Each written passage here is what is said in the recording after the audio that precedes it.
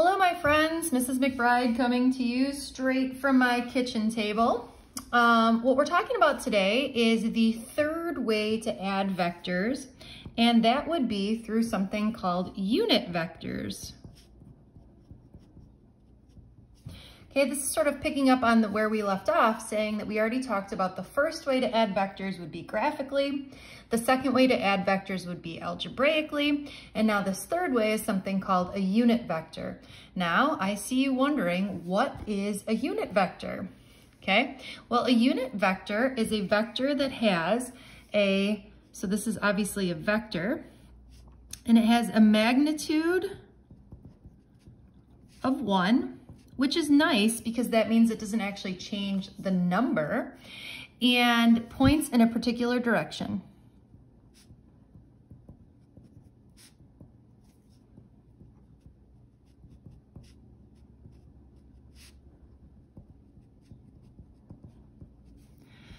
Okay, it's also dimensionless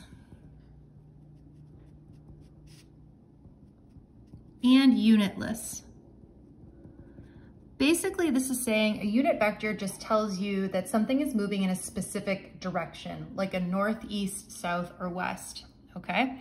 Now, unit vectors point specifically, and not north, east, south, and west, but specifically in the X, the Y, and here's my best three-dimensional drawing, and the Z direction, okay? It would make sense if we called them X, Y, and Z, but you know nothing is that easy. So instead, we call this the I direction, and specifically this is the hat. So this is like I hat. So instead of putting the dot over the I, you put this little hat on there, okay? And in the same way that X, Y, and Z go in alphabetical order, we're going to say that this is I, J, and K, all lowercase, okay? So again, X is like our I hat, Y is like our J hat, and Z is like our K hat, okay? And again, we're gonna use the hat to say that this particular vector is a unit vector, or a specific vector that has a magnitude of 1 and is unitless, okay? So like, let's say for example, you were writing a vector. Like you were writing vector A. I know it's a vector because I put the little arrow above it. So vector A might have an X component that's in the I direction, and a Y component in the J direction, and you guessed it, a Z component in the K direction. Okay, so back to our example here from last class, okay?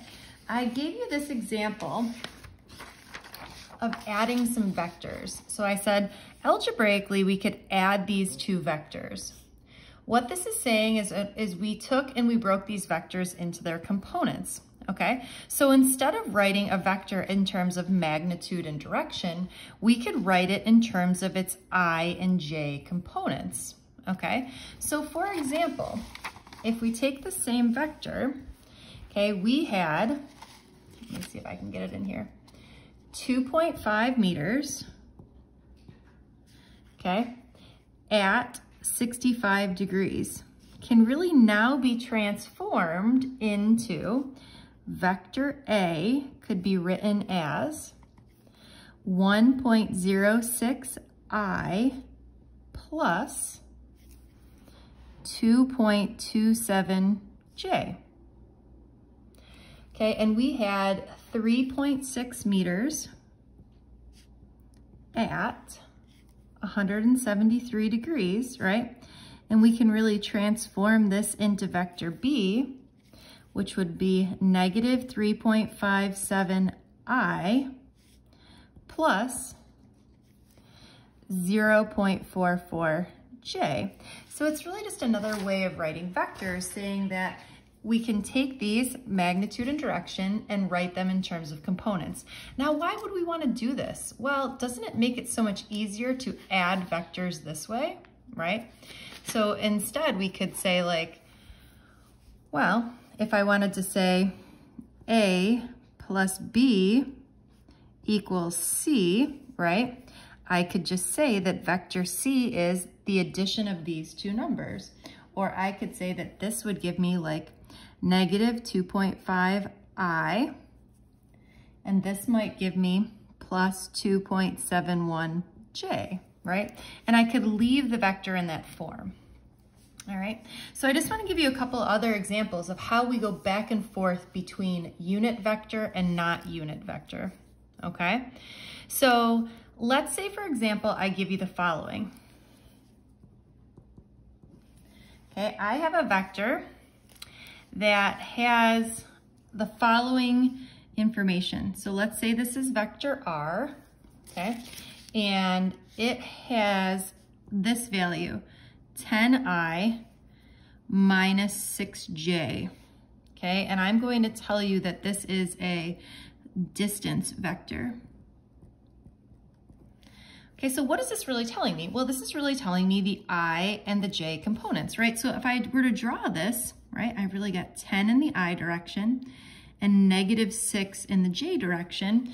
So this right here would be my resultant vector, right? So if you think about it, if this is 0 degrees, I'm a little less than 0 degrees, or I'm here in the fourth quadrant, right? That goes back to what we already know, right? So how do I find this particular vector? Well, okay, let's figure it out. So if we're given the components and I want to find the resultant, right, I can just say that this is equal to the square root of 10 squared plus 6 squared, right? Of course, I started my notes here without a calculator. Rookie mistake, here we go.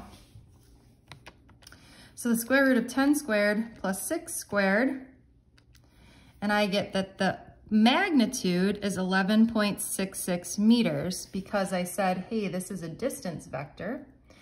Okay, and to find the angle, remember I do my inverse tangent of my y over my x.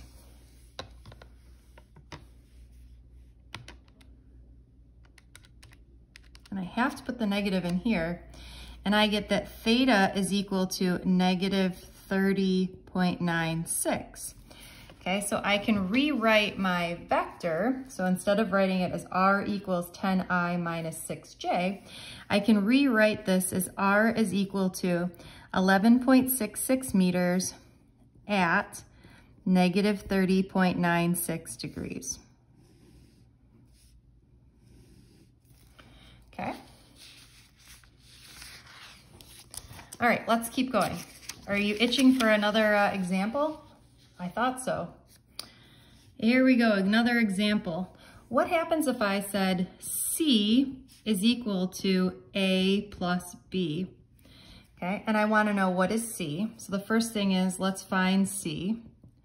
And then what if I also wanted to know what is the magnitude and direction, right?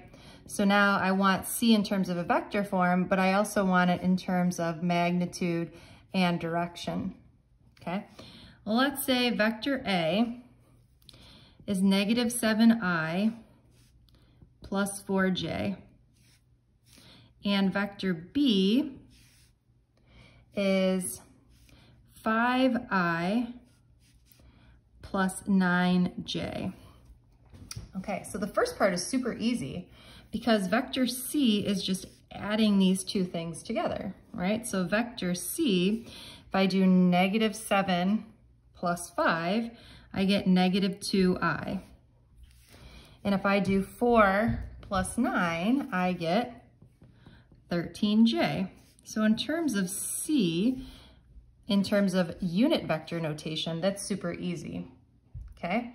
Now what if I wanted to find the magnitude and direction? Okay, well, for part 2, I would say again, we could find the square root of 2 squared plus 13 squared.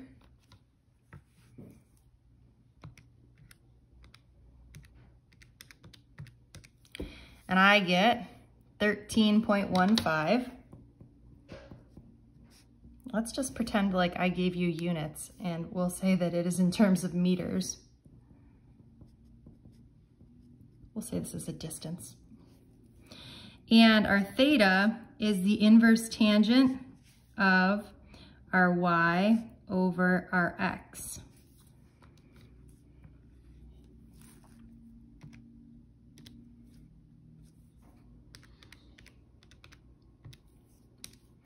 Okay, I get negative 81 degrees. Now, I always have to ask myself, does this make sense?